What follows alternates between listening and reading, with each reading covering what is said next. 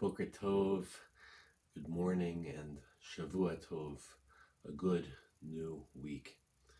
We continue to focus on the Shema at the center of Kriyat Shema U'Virchoteha, the recitation of Shema and its blessing.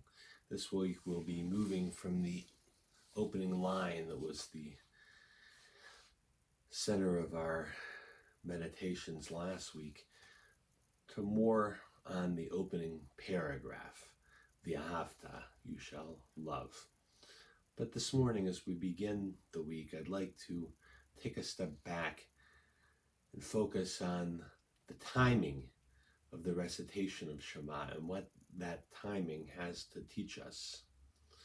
It's worth noting that the entire Talmud, many volumes, thousands of long, intricate pages of discussion, begins with the question of when do we say Shema.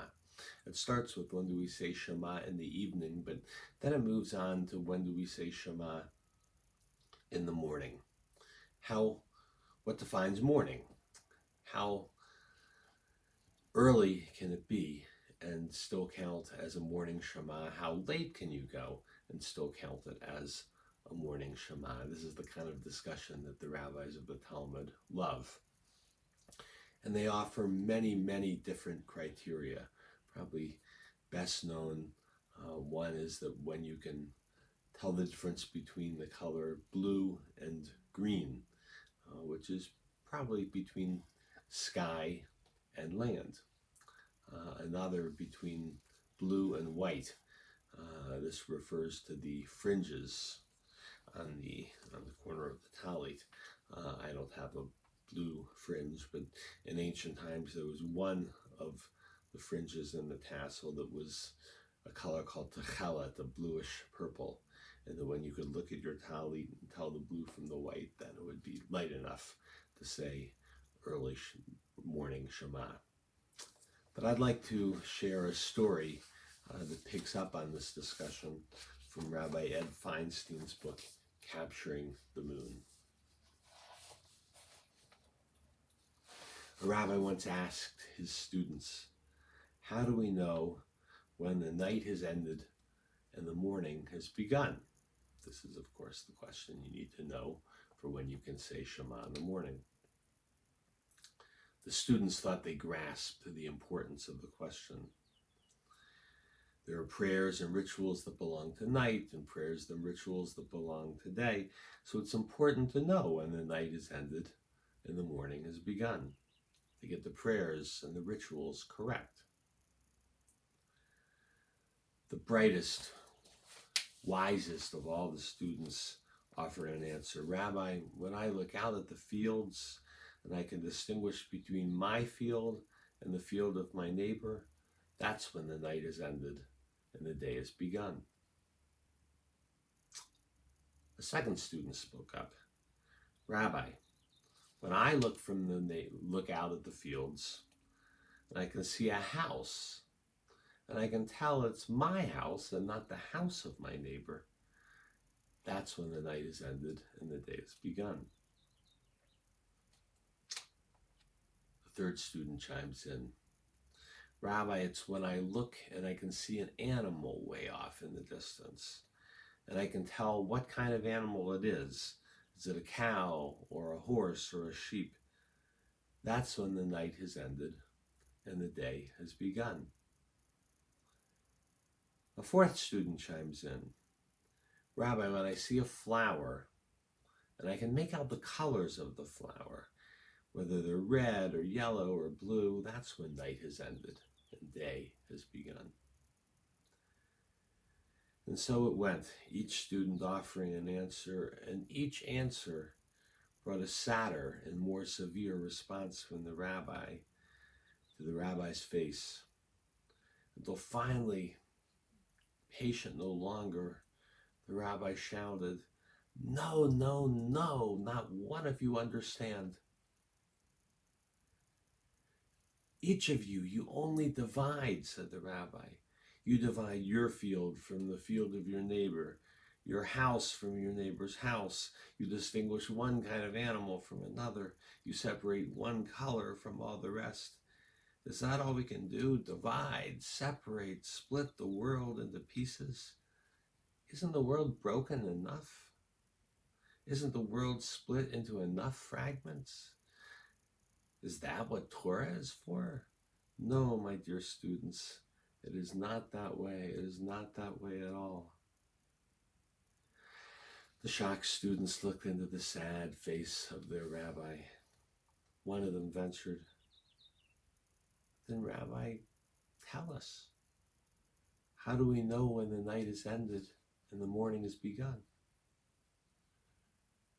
The rabbi stared back into the faces of his students, and with a voice suddenly gentle and imploring, he responded, "When you can look into the face of the person who is sitting beside you, and you can see that that person is your brother or your sister. Then, and only then, finally, the long night is ended and the morning has begun."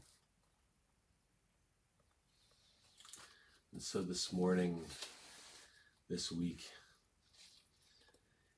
think about what you need to better see the face of another and recognize that face as the face of a brother or a sister. Reflect on ways that you can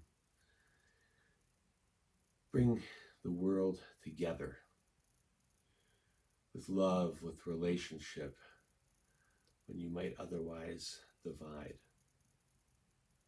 Focus on what you can do in your own life and the larger life of your community to end that long metaphorical night and bring the light of a better, brighter morning.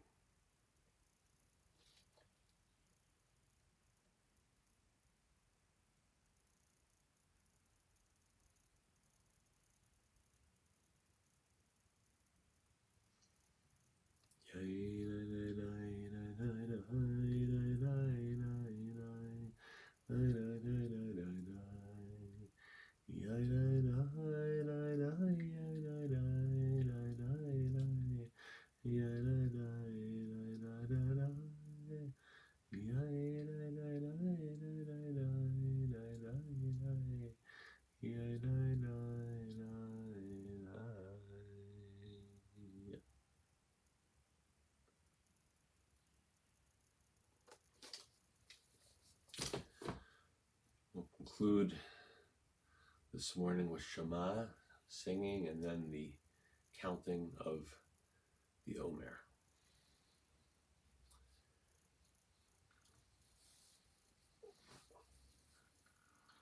Shema Yisrael Adonai Eloheinu Adonai Echad.